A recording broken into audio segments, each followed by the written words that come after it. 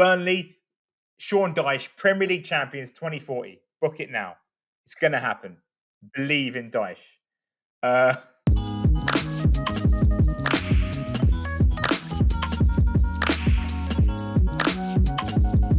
Hello and welcome to this week's edition of the Squawka Talker Podcast. And right at the point in the season where trophies become the big focus, here on the Talker, we are on the glory trail ourselves. Well, kind of. By proxy, we're on the glory trail because, as fans of the majority of Premier League teams will tell you, trophies tend to be locked down by a select band of clubs, with membership to the Groovy Gang pretty difficult to come by. Leicester's Premier League triumph in 2016 and Wigan and Swansea's Cup glory in 2013, along with a few other stories along the way, have sadly been anomalies in the last 2 decades. The rich and powerful have reigned supreme, and the scope for footballing fairy tales has shrunk right down. But it's not all doom and gloom, as on today's show we'll be putting our heads together to plot a course for glory for every single current top flight club. Yes, that's right. When will every Premier League club win their next trophy? And I promise, even if it takes all night, we will be here and we will give an answer for everybody. So, lots to get through on today's show. My name's Feargal Brennan, and joining me, as ever, we have Squawka's chief football scribe, Mohammed Butt. Mo, how's things? Better than Antonio Conte, I can tell you that. That man is struggling. Conte's having a lot of problems. He's got a lot of problems. I'm thankfully don't have as many as he does, but he's all right. He'll quit. He won't be Spurs manager in a month, so he'll be all right. He'll be out of the crossfires. He can go back to living in Italy and just being nice and chilled. Well, as a little insight into how the podcast is going to go down, that's an early prediction from my end that Antonio Conte will be gone before Tottenham win their next trophy. But we're not going to give too much away because we've got 20 teams to get through. Alongside Mo, plotting a path to silverware, we also have Football London correspondent Kaya Kaynak.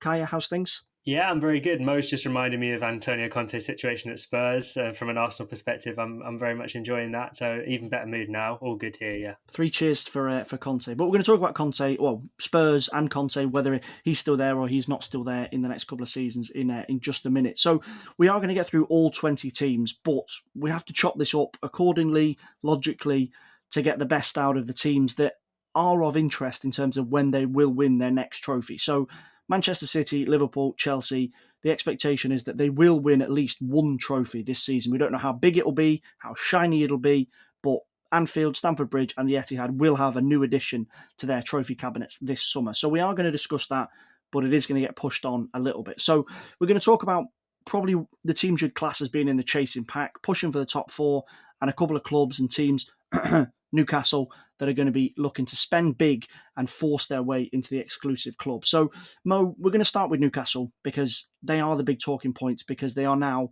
the richest club this side of the moon. And we're expecting Mbappe and Haaland and Messi and Ronaldo and everybody to be at St. James's Park in the next couple of seasons. So, essentially, how quickly can this money, this massive investment, translate into trophies for what's been a pretty patient fan base in Newcastle? Manchester City, when they were bought out in 2008, it took them 3 seasons to win an FA Cup and then a Premier League title in 4. It's difficult to be directly comparing the two, but that's the biggest example of a huge mega money takeout that we have in the Premier League. How quickly can Newcastle do that? Will they follow that pattern, or could they maybe even do it a bit faster? Oh, they could do it faster than that. I think they could do it faster than that. I mean, look, they're not going to get Yaya Toure from Barcelona, Sergio Aguero from Atletico Madrid, David Silva from Valencia. They're not going to get a big name like that. Probably. Maybe they will. I don't know. But, it's not likely they're going to pick up a name like that. Although Eden Hazard does look like he's ripe for rehabilitation. But assuming they don't pick up a name like that, I don't think that's going to hurt on them. Because if you look at their recruitment, Newcastle, they've spent very sensibly in January. Now, they spent a lot of money for sure. But it was all on very intelligent buys. They got players they needed that would fill needs in the squad. They weren't afraid to buy from low down the Premier League or from in the Premier League. I mean, they're low down there too, but from around them in the Premier League, they went and got Dan Burn, went and got Chris Wood. These guys. But then also they went. These guys aren't highly regarded necessarily, but they're effective players. And then they went and they got Kieran Trippier from Atletico Madrid. That's a huge get. Now, okay, fine, they profited a bit because United may not be trying to buy him. He didn't want to go. Atleti didn't want to sell to United, and then he wanted to go home, and so Atleti were very nice, and they let him go and for a cheap fee. So, okay, they got lucky there. That's a big boon. But like Bruno Guimaraes, that's a hell of a pickup, right? It's a good get. They've signed very intelligently, and they're going to sign again in the summer, and they're going to sign again in January, and then again they're going to keep investing money because they can, and they've clearly shown that they can do it intelligently as well. And but money, of course, money is nothing without coaching, and Eddie Howe is clearly a great coach. We saw this with Bournemouth, where he took a squad that kept like remnants of the championship defense in it, really. And still did well, still competed. Now, I mean, they never won anything, they never got close to anything necessarily. But for a squad the size of Bournemouth with the financial resources they had, which wasn't really much, they competed. They played beautiful football and they did really well. Now he's at a club with an unlimited budget, and you can already hear, if you listen to Joe Willock's interview, by the way, and this was an interview after a 1-1 draw, by the way, he was effusive in his praise for Eddie Howe. Like he said, we all believe in Eddie Howe. We all want to go on this journey with Eddie Howe. We believe in everything, want to follow him and do, that speaks to me that this is a manager who has really, A, got a vision for where Newcastle are going to go, and B, has convinced the players already of his vision. Now, if he gets one or two very, very good players in the summer, I'm thinking a mobile, decent striker that's really going to score them consistently, score them goals, and maybe a creative right winger or it's really another solid centre back to go next to Dan Burn. They're going to be serious business, man. You're going to have to start taking Villa seriously to move up the table. I don't think they'll win the thing this season or next season, but I think by 2025 they can win something, and I think that might, whether that's the EFL Cup or the Conference League. I'll speak more about the Conference League in a minute with another team, but I think that that's genuinely they've got a chance. The Conference League, I think, presents a huge opportunity for Premier League clubs. And I think Newcastle will take it. I think by 2025 they'll have won a trophy for sure. Yeah, you're definitely not going to win anything by playing Dan James at centre half, though. I think we can safely all agree on that one. Pep would try. He will give it a go, an inverted centre back, but let's be honest. Let's be honest, that would just be a dangerous game. Arsenal under Mikel Arteta, generally speaking, Kaya, are showing signs of moving in the right direction. He does obviously already have one trophy under his belt after winning the FA Cup, but the focus now between here and the end of the season is on a top four finish and getting Arsenal back into the Champions League. But the questions over trophies, a cold-blooded piece of silver to get your hands on, will pop up again next season, and Arteta will face a different set of questions. So given the fact that he got that monkey off his back quite early by winning a trophy and making sure that the pressure didn't build in that regard, when can Arsenal realistically now look and say, progress in the league, hopefully, potentially getting back into the Champions League, now we want a trophy? Well, you say one trophy. I'm going to use the Jose Mourinho classification system and say two and count the Community Shield, just because I think that's a little boost. And there's talk of an Emirates Cup this summer, but that could be something. But I think in terms of what we would all define as proper trophies, Arsenal, I don't think their focus is going to be on them quite now. I think obviously they're knocked out of the FA Cup and the EFL Cup this season, and I think we've seen that the primary focus is on getting back into Europe. And then everyone assumes that once Arsenal get back into the top four, or if they get back into the top four, at the end of this season, that that'll be it, that'll be done, and Arsenal will be in the top four forever like they were under Arsene Wenger. It's not going to be that simple. It's not just a linear progression. Man United, if Arsenal beat them to it, will get stronger.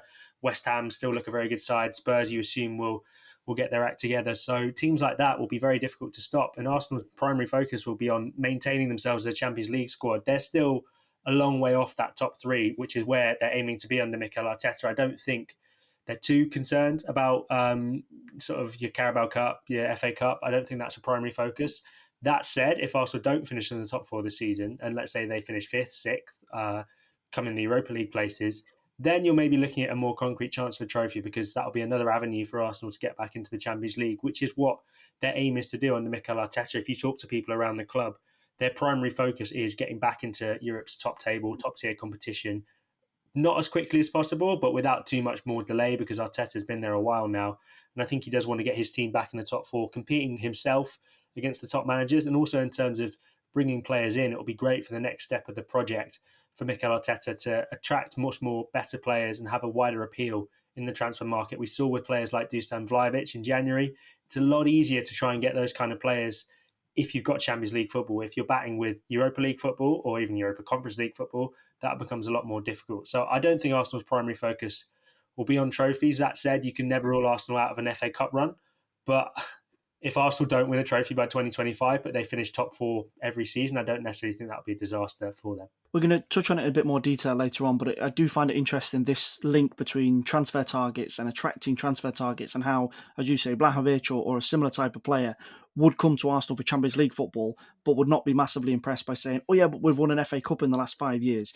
It is amazing how, when you measure it in terms of transfers and other things, maybe removing a bit of the fan element from it, it does change the metrics that it's measured in. Manchester United, Mo, a little bit of cheer for you to talk about. The Jose Mourinho effect, or the Jose Mourinho hangover, still lingers around Old Trafford as the last boss to win a major trophy at United, EFL Cup and Europa League back in 2017. Ole Gunnar Solskjaer has tried and failed. Ralph Rangnick is currently trying and failing to win a major trophy with United. Give us some hope. If the managerial situation gets resolved in the summer, realistically, when can Man United be shooting for a major trophy again? Firstly, 2017 was about Zlatan, my friend. Let's get that straight. Zlatan Ibrahimovic won those 2 trophies with Man United. He won, and in again Jose Mourinho maths, he won the Charity Shield earlier in the season as well. So let's just get it straight. Zlatan Ibrahimovic, not Jose Mourinho. But anyway, look, United are good. They're better than everyone thinks. They've had a disastrous season because it imploded under Ole Gunnar Solskjaer in ways I never would have thought imaginable. Harry Maguire's had literally one of, if not the single worst season I've ever had and ever seen an elite centre-back have. Like, I mean, this is like Pascal Sigon levels, but no one ever thought Pascal Sigon was good, nor did he cost 80 million. Like, it's been bizarre how bad he's been, because if you think about it, literally just as recently as last summer, he looked amazing. He was brilliant for Man United. And then he got injured and he came back from injury. He was amazing for India. You're thinking, he's about to hit his form, and he's just been awful all season. And United have eaten that, and they've eaten some awful form from Luke Shaw as well. And everyone's missed that. It's just been horrible, right? But Rangnick has come in, and they've been getting better under him. And one thing you love about Rangnick is, if you listen to Spurs match interviews, he knows exactly what the problem is and how to solve it. Now, whether he's the guy necessarily himself, maybe he needs to get a coach in that really can maybe communicate that message better. I don't know who that is necessarily, although it's not Pochettino. I can tell you that right now. So let's see. But I think United are literally 3 players away from having a genuinely phenomenal first 11, right? You get a striker, get a defensive midfielder, and you get a right back, right? Because they clearly don't trust Wan-Bissaka for whatever, reasons we've covered before on this podcast. So you get those 2 positions, right? United have got a first 11 compete with anybody. Now, is that enough for a league title challenge? No, you need a deeper squad with that. You need a more settled team. I don't think they've got that quite yet. But is it enough to win the Europa League next season? Yes. They're going to be in the Europa League next season. Well, they're not finishing top 4 this year, not lugging around a 37-year-old goal poacher up front who can't sprint anymore. So Arsenal will put them to top 4 this season, but they'll be in the Europa League next season, and they can win it. They should have won it last year. They should have won it the year before that as well. They're good enough to win the Europa League. We've seen that already. They will win the Europa League next year. That's my prediction. We're going to flick back to the other half of North London. And Kaya, we're going to go back to you. Obviously, fresh on the back of Antonio Conte's comments about the defeat at Burnley last night.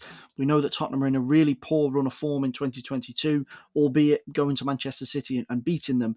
Conte looks frustrated. He looks to be essentially reverting to type, where he gets irritated at the situation at a club and eventually, well, not really eventually, pretty quickly walks out. And we expect that there's going to be some friction. We obviously don't know at this stage whether he will stay and complete his contract, etc. But it doesn't look great. It doesn't look fertile ground to go on and win a major trophy. And Tottenham are in that group of supporters where they want a trophy. It's a long way since they won the League Cup. We have to go all the way back to 2008 under Juan de Ramos when they picked that up. Completely different team, completely different club.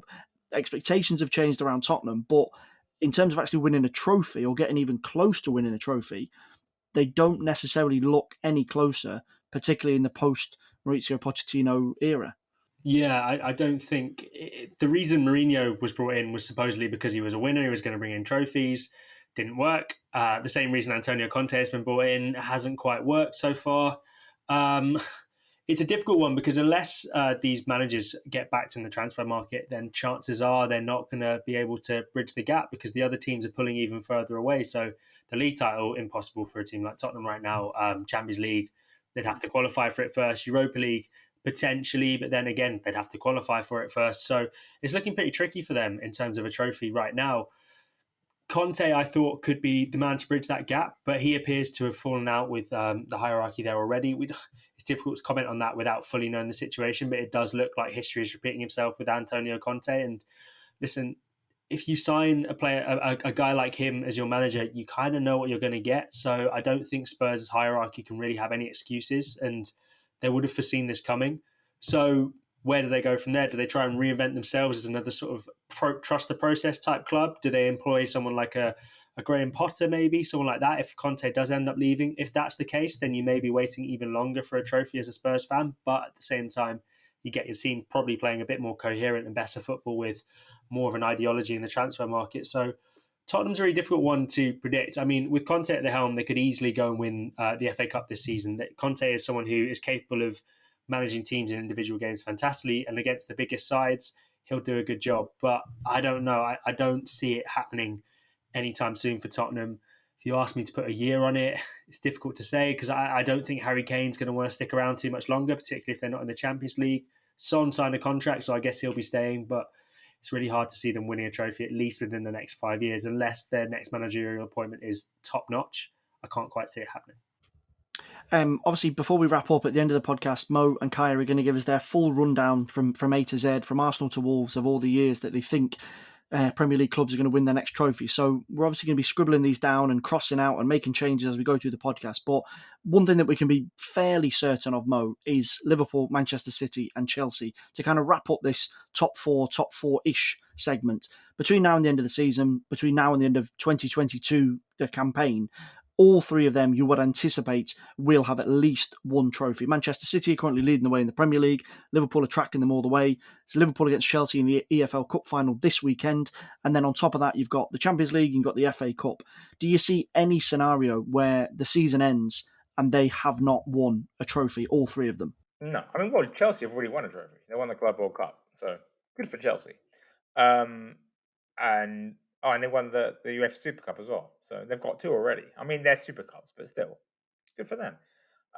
No, I think they're all going to win a trophy. I think it's kind of boring to say that, but I think Chelsea will win the EFL Cup final on Sunday.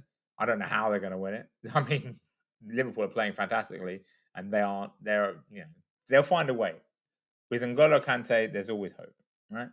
I think City are going to win the Premier League. I think even though Liverpool are closing them back down, City still have a 3-point advantage, and their game is at the Etihad, and they're usually better than Liverpool at the Etihad, and they've already battered Liverpool at Anfield. And I think City also tend to respond to a loss with like a 10-game winning run. So, and Liverpool have got a lot of more tricky games left than City do. Yeah, but I think Liverpool win the Champions League. I think they're hitting in that kind of scary form that Liverpool get into, where they're just like they just roll teams over before they even step out onto the pitch. They look formidable. They've got a game against Man United in 2-3 weeks, which I feel like is going to be an absolute massacre after Rio Ferdinand's comments about Ralph Rangnick picking up more points than everyone except for Man City since he became Man United boss. So I think he's already signed their death warrant. So well done, Rio. But yeah, I think they'll win the Champions League. I think they're too far behind. City have got enough of an advantage. I mean, it's a tiny advantage, but they've got enough of an advantage. City will push it home. City are the best team in the league in the world as well, I would argue. But you don't always have to be the best team in the world to win the Champions League. You have to have the right games at the right moments, and Liverpool are kings of that. They're looking formidable. Anfield is full of fans. I mean, yeah, I think they'll win the Champions League. So I think all three of them will win something this year. They'll split the trophies up between them. Okay, fair enough. Right, we're going to move on to the next little block down. I have to be so careful that I don't upset or anger fans of certain clubs. So West Ham fans, I apologise. Wolves fans, Brighton, Leicester, etc. I do apologise.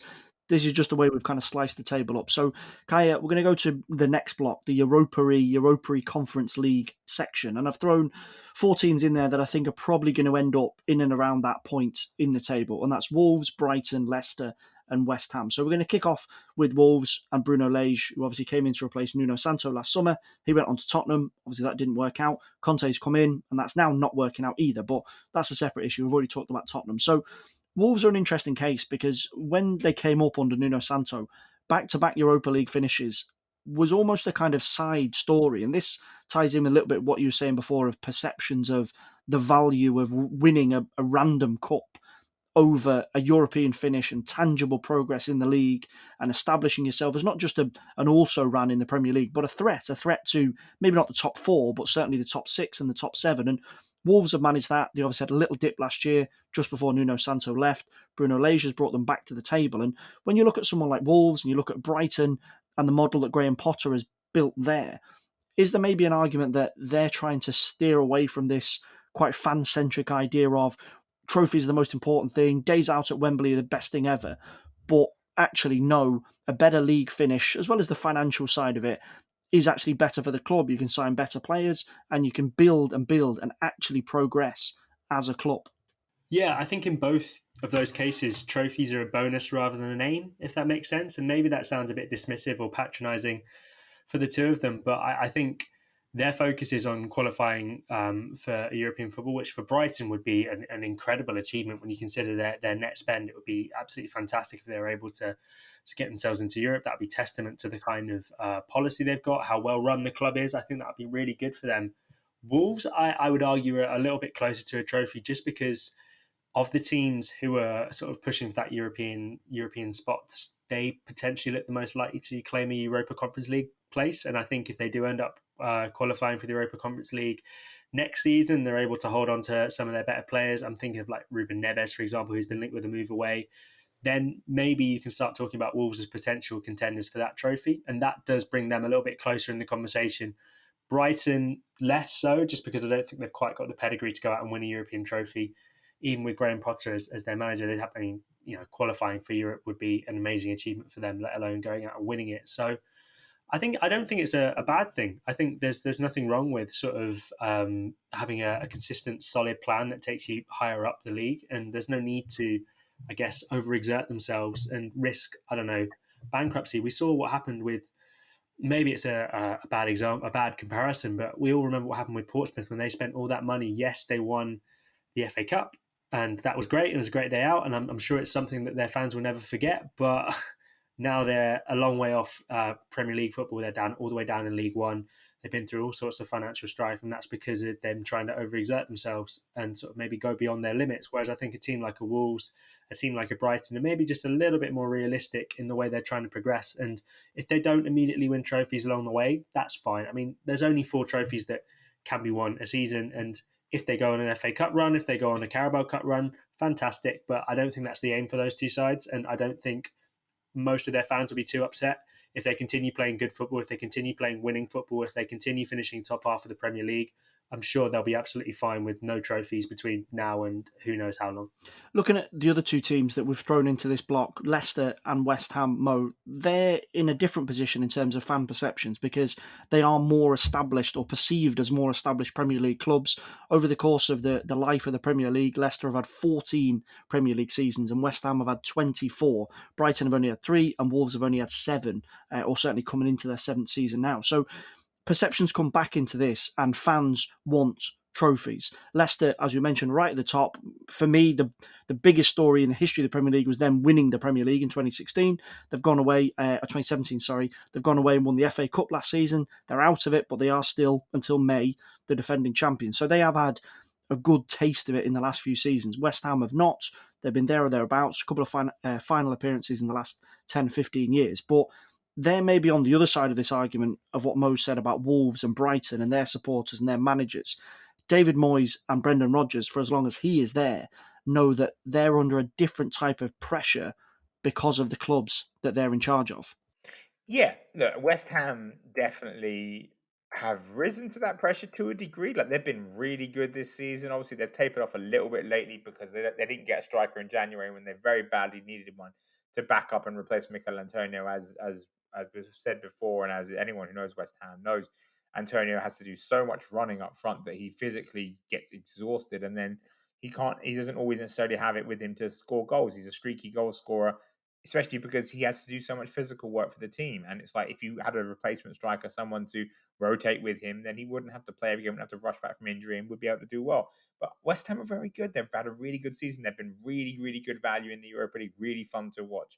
I think they can maybe win it necessarily, but I wouldn't rule it out. They're really good. Leicester are a very strange situation because their squad is actually really excellent. massively hit by injury this season, but their squad is fantastic. They've got so much talent in there. And Brendan Rodgers is a good coach, but it all seems to be just collapsing right now, like bizarrely, like for no real reason. I mean, unless maybe Rodgers really did get his head turned by those Man United rumors back in autumn and hasn't been the same since. Maybe that's what it was. I don't know. But Leicester have got a lot of talent in that team, and they tend to win a trophy every now and again. Like they won the FA Cup last season, they won the Premier League 2016. So I think it won't be too long before they win something. They'll win the EFL Cup. They'll complete the set, right? The main three English trophies. They'll win the EFL Cup sometime in the next 5 years, I would suggest. Maybe even sooner. They've got a lot of talent in that team. I'll tell you what, let's say EFL Cup 2025, let's say that. They've got enough talent in that team. Patson Daka is going to be a fantastic success, replacing Jamie Vardy. They'll be okay. They'll win some. Maybe they won't win a major trophy again for a while, but they'll win the EFL Cup. West Ham, I mean, I don't know. Like I said, the talent is there. The team is there. They play well. They work hard, but you just can't tell with them. You just can't tell. But I have faith in them for some bizarre reason. I don't know why. And if they can get a striker in the summer, that's it. Just a striker, because they're going to lose Declan Rice. But if they can get a striker and an adequate midfielder to replace Declan Rice, doesn't have to be a superstar, just someone that's good.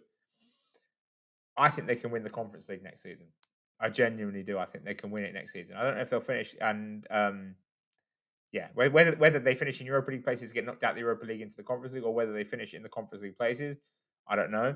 But I think they can win it next. If they get a striker, provided they get a striker, they have to get a striker. We've chopped the league up based on logic and based on league positions so far, roughly speaking, Kaya, but there's actually going to be a bizarre subplot that's really going to get into gear next season, and that is the former Premier League midfielders playoff. Patrick Vieira in charge of Crystal Palace, Frank Lampard in charge of Everton, and Steven Gerrard in charge of Aston Villa. Now, Everton and Aston Villa probably fall into that Leicester-West Ham situation where the fans are demanding of a major trophy. Obviously, Aston Villa have a fantastic history, particularly when we go back to First Division days, European Cup winners. Everton have that proud record so far at the time of recording of never being relegated from the Premier League. They are in a bit of trouble this season, but you've got to go all the way back to 1995 when they beat Manchester United in the FA Cup to their last major trophy. Lampard and Gerrard are probably going to come under more pressure to get their hands on a cup than Patrick Vieira at Crystal Palace, because the progress that he's made at Crystal Palace has already developed his reputation and bought him a big window, a deserved window. And I don't just say that because he's Arsenal legend. He deserves the window that he's been given. Vieira is in a slightly separate situation. Lampard and Gerrard will feel the pinch a bit more. Where do you see this playing out? Everton, every season we seem to have this crisis of identity of where is Everton's natural resting pace? Do they deserve to be in the race for Europe? Are we just kidding ourselves? Aston Villa are a massive club, but have consistently underperformed, particularly in the last 2 decades. And then Crystal Palace generally have never really been in the race. And only the arrival of Vieira has kicked off a bit of optimism that they could change their position. Tricky. I think Everton are a team whose budget is a team that should be of a team who should definitely be challenging at least for the Europa Conference League places, but they're a team whose organisation is that of a team who is challenging or fighting off relegation. So if they're able to sort that out, fantastic. Do I think Frank Lampard's the guy to do that? No, personally. I don't think he'll be the one who can actually carry them back up the league. I think they definitely could go further up the league with a good manager, with a solid system. I think there's a lot of talent within that squad. I think Rafa Benitez was a poor appointment, but I think if they make the right appointment, I personally think it's a ticking time bomb with Frank Lampard. Not that he'll blow up in the same way as like Benitez did, but I think in the sense that I think fans will get frustrated with his maybe lack of obvious playing style. It seems to change at Chelsea. It seemed to change quite a lot. He never clearly had an identity of how he wanted his teams to play, and I don't see much of a difference at Everton so far. I mean, obviously it's very early doors, so it's very difficult to say. And I look back to those 2 transfers of Ali and Van der Beek on the same day, and that still, I've mentioned it on previous podcasts on this, but it bothers me, and it sort of shows me that maybe their planning is still as sort of ad hoc as it was before. If they sort that out, then sure, they could definitely be challenging for Europa Conference League, and I think if they got into the Conference League, they'd have as good a chance as any of the teams of winning it. Different story for Aston Villa. I think, again, they've spent a fair amount of money, they've got players like Coutinho. I think they've got much more of a chance of qualifying for European trophy. But they're the type of team who I think under Gerrard would probably take the domestic cup competitions quite seriously, because Gerrard is out there to prove himself. I'm not suggesting that he would sort of sacrifice Villa's league position for his own gain in the cup, but I think they're the type of team who would start to take these cup competitions quite seriously, particularly maybe a Carabao Cup at the start of the season when other teams are fielding weaker sides. Villa's squad depth is actually relatively decent, so I think maybe if they sign some better defenders, maybe I think they could do with a winger as well, Aston Villa. But if they're able to sort those two things out, then there's no reason why they couldn't win one of those domestic cup competitions. Again, like you said, the pressure is a little bit more on them just because of their own illustrious history. Obviously, one of the few English teams have actually won the European Cup.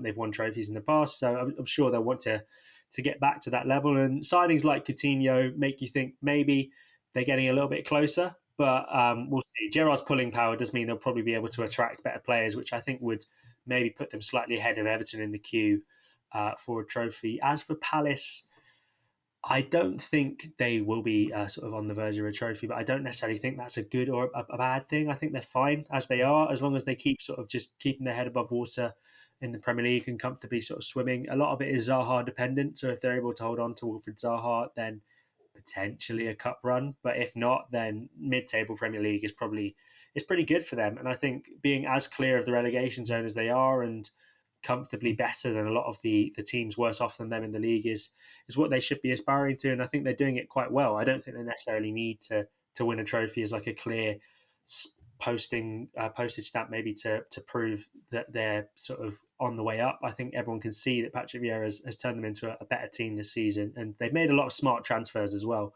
So I think, yeah, they're a team who probably won't win the trophy too soon, but I don't think that's too bad a thing for them. I don't think that's necessarily what they need to be aiming for, as much as I'm sure those Palace fans and the amazing atmosphere at Selhurst Park would absolutely love that. One team that we've kind of hurdled over in the Premier League to kind of get ourselves round and talk about Vieira and Lampard and Gerrard is Southampton, Mo, because they're actually above the majority of the sides that we've talked about. But again, perceptions come into this. And when we talk about cup performances in the last few seasons, semi-final in the FA Cup in 2018 and a semi-final last season, Ralph Hasenhüttl slotted them in as a very good Premier League side. Maybe if they had one or two players, which we seem to say about a lot of teams, they could make a push for Europe. But do they maybe fall into that gap of they've got enough in the squad to make sure they're okay in the Premier League, or maybe a bit better than okay, but overstretching in the cup competitions, in the FA Cup and in the EFL Cup might be too much for them? Or do you think he could just roll the dice and go for it? I hate to repeat myself, but if they get a goal scorer, they can win a trophy. Southampton play sensational football. Outside of Liverpool and City, it's probably the best football in the league. Being perfectly honest, they are fantastic to watch, but they have absolutely zero goal threat, or maybe less than zero sometimes. Like, it's just watching them, you're thinking, how long could you watch this team without them scoring a goal? When they scored against Spurs to win that game, I was genuinely baffled. I was like, how have they done that? They're so bad at scoring goals because they just don't have, without Danny Ings, there's just nothing up there. But their football, the quality of their football is outrageously good. Ralph Hasenhüttl is a brilliant coach. Now, it's twofold reason. If they can get a striker and keep Ralph Hasenhüttl, right? Because look, Man United need a manager in the summer, right? They need someone who understands Ralph Rangnick's pressing style. They need someone who has high octane attacking football. I mean, the Ralph and Ralph show. Come on, like if that would be a very smart appointment from United. He's shown that he can improve players. He's shown that he can work with young players. He's shown that he can work with very talented players. To me, that makes a lot of sense. He's shown that he doesn't get too bothered by big losses and big defeats. The man's lost 9-0 twice, and he's still going. He has shrugged it off because ultimately, and as much fun as we will have with those 9-0s, look at Southampton now. They're still on the right track. They're still moving forward with some more investment, which maybe is a bit of a pipe dream. Yeah, again, if they get a striker and they keep Ralph Hasenhüttl, I think they can win the FA Cup by 2025. I think absolutely, there's no reason why they couldn't do that. They have the talent, they have the style of football. They're great to watch. They just need someone to stick it in the back of the net, man. If they can get that, they're golden. Another team potentially suffering a bit of a crisis of identity, Kaya, is Leeds, because we talk again about history, association, connection with English football. Leeds United are right up there in terms of what they've won historically. The big, long wait to get back into the Premier League resulted in them staying in the Premier League last season. They are in a relegation dogfight now, as it stands. Marcelo Bielsa's contract is up at the end of the season. We don't know exactly how that's going to play out, whether he will sign an extension or whether he'll move on or whether they'll even stay in the Premier League. But they inevitably, because of the size of the club, because of the size of Elland Road, the fact that they're a one-team city as well, similarly to Newcastle and one or two other places that we've mentioned, the pressure does get ramped up, even if it is unrealistic. So let's just say Leeds do stay in the Premier League this season. Where do we see their plotted path towards winning a major trophy? It's tricky because I think even if Leeds do stay in the Premier League this season, I don't think Marcelo Bielsa will stay. I think he might have just sort of reached his limit there, and I think I think Leeds fans would be very upset by that, and a lot of the Leeds squad would be quite upset by that. But I think it might just sort of be the time to maybe look to find someone who can offer them a little bit more stability.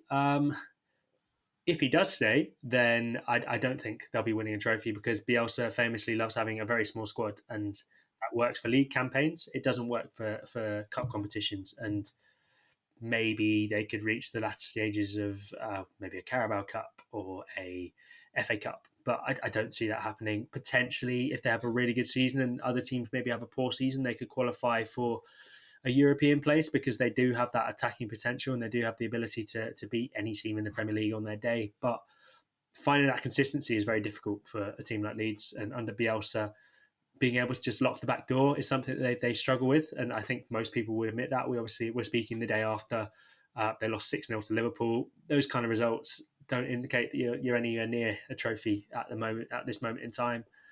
It's going to be difficult for them. I don't think Bielsa is the guy to lead them to a cup success, just because, like I said, of the small squads that he likes. But we'll see. I don't know. It depends. If maybe they bring in another manager at the end of the season and Bielsa does part ways, as he has done previously with other clubs, then it could be a different story. But sort of at time of speaking, I can't see Leeds winning a trophy, a cup competition or a European trophy for quite a while. So the final four teams that we've placed together, Mo, now be nice. We've gone with Brentford, Burnley, Norwich and Watford. Now, Brentford fans, I know you're not in the bottom three or even the bottom 4 or 5 at the moment, but just for organisational sake, we've put you in there. So Mo, be nice. Brentford are great. Why do you put them in that group? They don't belong there. Brentford are brilliant. No, I rebuke this organisation. It's the connections with Lampard and Gerrard and Vieira, etc. It's I've fallen victim to it. I've fallen victim to reputation. I apologise, but I am going to put them in this for the argument's sake. Well, you can praise them. You can say that Brentford are going to win the Champions League next season. Okay, we're going to give you your chance here now. So Brentford, Burnley, Norwich, and Watford. We know that the likelihood is that 2, maybe 3 of them are going to go down this season. Give us your calls on these. Give us some optimism. I've tried to be nice. I haven't really gone longer than 20-30 for any team, but it is difficult when we see how the big clubs or even the medium-sized clubs just have these competitions locked down. Someone making an absolute bolt from nowhere is really difficult. Watford and Norwich are gone. They're just gone. It sucks. I don't like it. You never like to see clubs go down, but they're gone. They're not good enough. Either of them are good enough. Watford have a lot of talent in the team, but there's just no direction at the club. Watford, I think, will win a trophy before Norwich purely because Watford, they change manager so often. At one point, they're going to accidentally hire someone who's brilliant, and it will just carry. They'll only last 2 seasons, but in those 2 seasons, they'll win a trophy, right? That's Watford. That's what they'll do. That's the Pozzo family. Norwich. I mean, look. Green and yellow looks really nice. That's all I could. There's nothing like. What do you say about Norwich? Who they need investment. There's no. You want Norwich to do well. No one wants them to fail. They're very nice. Everyone likes them, but like they're not going to win a trophy anytime soon. Not in 10 years. They won't win a trophy. I don't know when they'll win one, if they win one at all. But it'll be. I'll have my prediction later. But it's going to be a while. Brentford, I think, are good, man. Brentford are really nice. I mean, they're not like world-class, world beaters. They're not like blowing you away sort of thing. But they're a good team. They could become a solid Premier League side. They could become a solid addition to the Premier League, a regular thing. Going to Brentford is always difficult. You always have a hard time and all that stuff. Thomas Frank's really good. They play really good football. They're beautiful to watch. So I think they'll be all right. Winning a trophy, I mean, I don't know, long shot. I mean, again, I don't think before 2030. I think for Brentford, I think it's a bit too long. But again, you see, you talk about establishing yourself. So Brentford have come into the Premier League this year, right? They established themselves as a Premier League club over the next, let's say, 5 years, right? 5-6 years. You become an establishment Premier League club. You can improve recruitment steadily and steadily. I mean, they already recruit brilliantly anyway, but Brentford are building something, and I think it takes time to build something. But once it's built, I think Brentford can win trophies for sure. For sure, the vision of that club is locked on. Norwich, Watford, Burnley. Burnley was the one you were missing. Listen, right? I ain't saying nothing bad about Sean Dyche because one, in case he's listening. No. Look, by all accounts, he's a lovely man. I spoke to him. I interviewed Mama Sodell. He told me that Sean Dyche is a great, lovely man. So I've never got a bad word to say about Sean Dyche. Love Sean Dyche. Burnley suck, but Sean Dyche is somehow a wizard. They will not get relegated. I don't know how they will not get relegated, but they will not get relegated. And they will continue to not get relegated next season, season after. And I'm not going to, I'll save this for my prediction later because I want to but I think they will win a trophy. And I know exactly when I think they're going to win a trophy. But they're not going to win it this year, obviously, or next year. But look, I love Sean Dyche, and I think they will survive this year. Big love, Sean Dyche. Respect. Right, okay. We're going to move on to lists, and I've seen that you guys are scribbling away to get yours done. I kind of had mine Blue Peter style already done with one or two changes whilst we've been recording. So I'll go first to give you a second. So we're just going to blitz through from 1 to 20 of when we think each Premier League club is going to win their next trophy. Right, so I'll kick off. It's like a school register. So we're going to start from the top. Okay, so Arsenal 2023, Aston Villa 2024, Brentford 2028, Brighton 2024, Burnley 2028, Chelsea 2022, Crystal Palace 2026, Everton 2024, Leeds United 2028, sorry Leeds, Leicester City 2024, Liverpool 2022, Manchester City 2022, Manchester United 2023, Newcastle 2024, Norwich 2030, sorry guys, Southampton 2027, Tottenham 2024, Watford 2030, again, sorry, that's the kindest I could be, West Ham 2028, and Wolves 2025. So that's my list, that's my 20. Who wants to go first? All right. Okay. I've gone Arsenal 2025. Just trying to work out my alphabetical order. So Villa 2028. Then who's next after that? It's Brentford. I've gone 2030. Brighton 2030 again. When I say 2030, it's sort of 2030 plus, as in not going too far into the future. Fifth is then Burnley again, 2030 plus. I've got a lot of 2030 pluses. Chelsea 2022 this year. Seventh is Crystal Palace, another 2030 plus. Keep going. Everton, I feel like 2028 maybe. Sorry, I've not scribbled this in alphabetical order, so it's made it a little bit difficult. Leeds again, 2030 plus. Leicester 2027. Liverpool either 2022 or 2023. I'll take a pick and go 2022. Man City 2022 also. So I think all three of the big teams this season will probably win a trophy.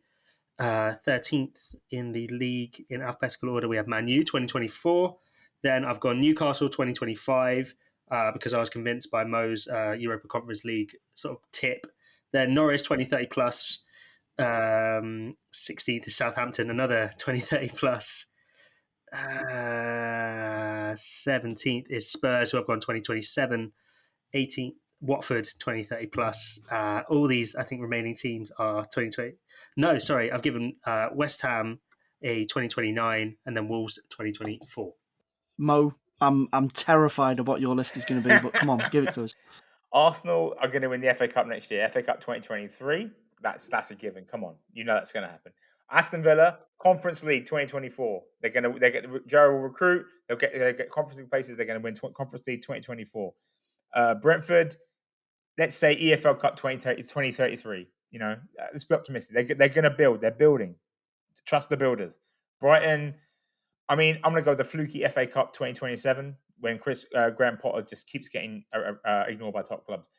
Burnley, Sean Dyche, Premier League champions 2040. Book it now. It's going to happen. Believe in Dyche. Chelsea EFL Cup this year. Crystal Palace EFL Cup, let's say 2034, 2035, something like that. Everton, I think Everton will get on the Conference League hype, but in classic Everton fashion, it'll be really late. Let's say 2038. I'm sorry, I'm not convinced by Everton at all, despite having the best defender in the world in Yerry Mina. Just not convinced. Leeds, they will. Bielsa is the Bill Shankly of Leeds, right? He's building. He's creating something. He's not going to be the main guy. Someone else is going to come in and be the Popeyes, win some stuff. Premier League 2030. Watch it. Leicester, they're going to win the EFL Cup. They'll compete, like I said, 2028, I think. Liverpool will be Champions League winners this year, Champions League 2022. Man City Premier League winners 2022 this year. Man United Europa League winners 2023 next year. I think that's going to happen. I think they are potentially building something to Newcastle, obviously Conference League winners 2025. Norwich, I mean, this could be never, frankly. Let's say 2040 FA Cup winners. Why not? But honestly, never is the honest truth. Sorry, Norwich fans. They might win the championship a couple more times, but that'd be about it.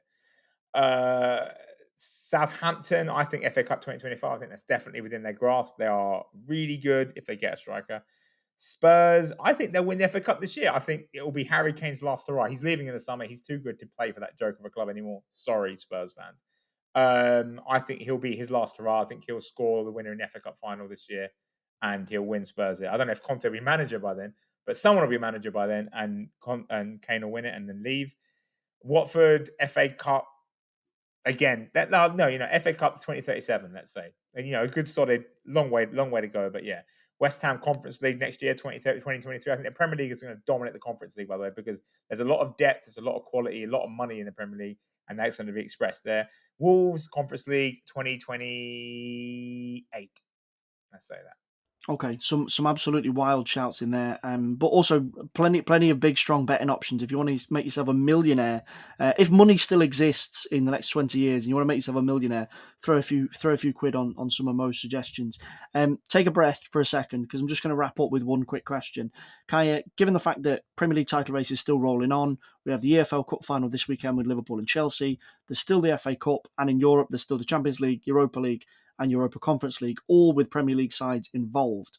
We've touched on this expectation that Liverpool, City and Chelsea will all win at least one trophy this season. Do you think anyone is going to win two? I know Mo said that Chelsea already have the two world titles.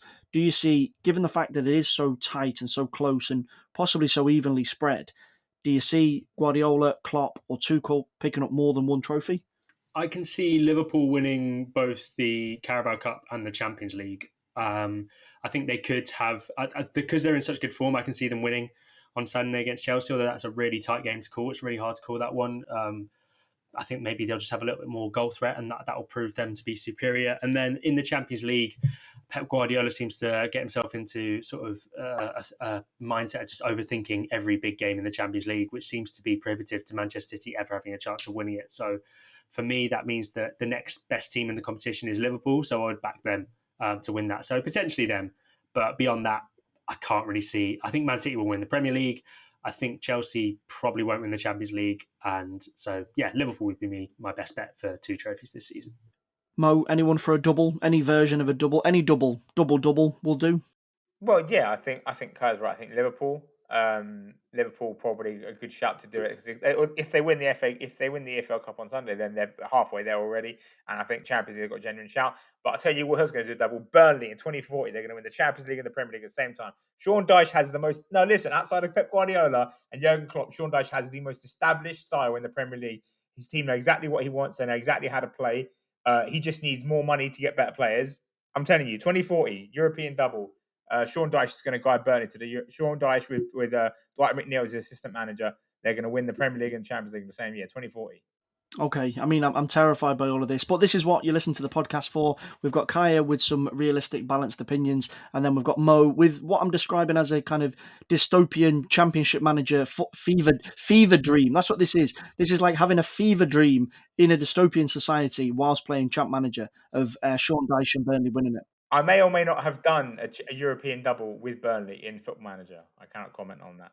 Okay. So you have a window into a terrifying future. Well, not necessarily a terrifying future. There's worse things. There's definitely worse things that can happen in the future than Burnley winning the Champions League. But lump on your money now. Mo is backing it. Go for it. Right. We're going to call it there for today's slightly strange and slightly dystopian episode of the Squawka Talker podcast. Kaya, Mo, as always, thanks for your time. Thank you. Great stuff, guys. Don't forget, as always, if you hit subscribe up the top there, you can get access to a brand new episode of the Squawka Talker podcast every week. Thanks so much for listening, and we'll see you again very, very soon.